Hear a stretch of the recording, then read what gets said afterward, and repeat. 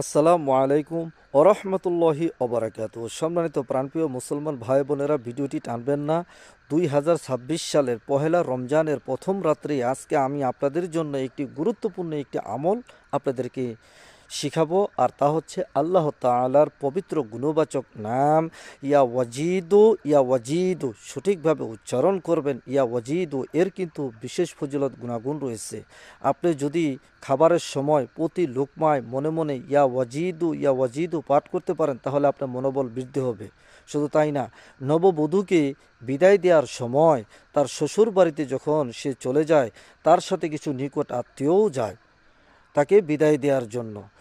ওই নিকট আত্মীয় থেকে যেই কোনো একজন ওই শ্বশুর বাড়ির ওই মেয়ের শাশুড়ির যেই কোনো শাড়ির আঁচল, উড়নার আঁচল, যেই কোনো কাপড়ের আঁচল হলেই হবে।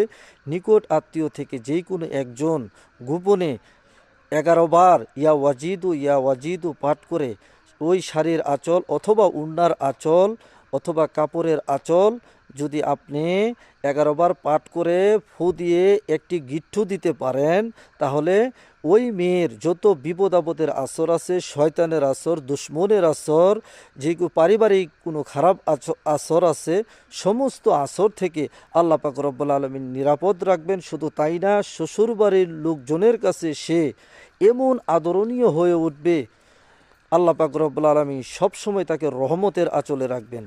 তাই এই গুরুত্বপূর্ণ আমলটি যেন সকলে শিখতে পারে, জানতে পারে, ভিডিওটি শেয়ার করে সকলের কাছে পৌঁছে দিবেন, এটাই আপনাদের কাছে চাওয়া। ধন্যবাদ।